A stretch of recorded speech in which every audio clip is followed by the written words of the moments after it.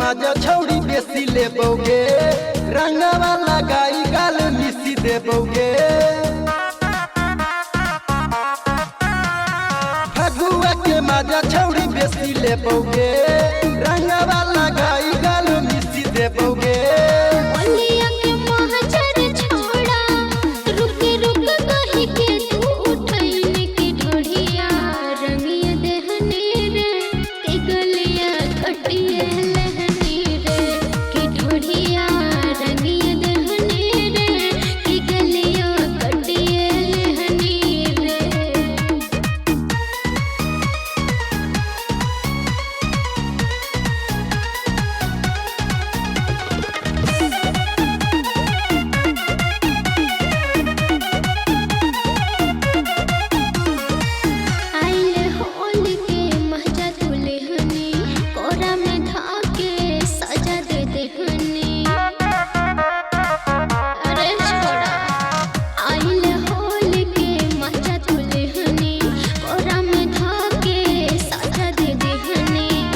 से लगो हक चुप तोरो मद रंग छूट गेलो चोलिया के।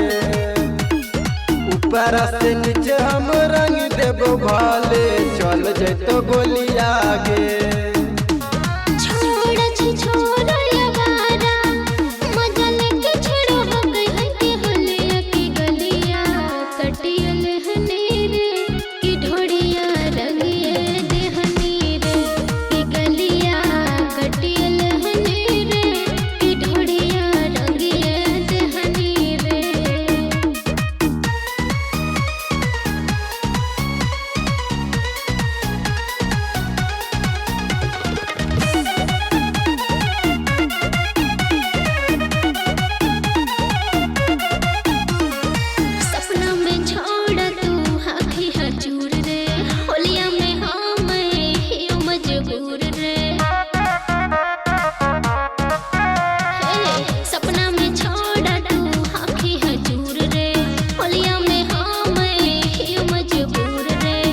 जब रंगवा लगाओ ही मनमा बहक जाओगे।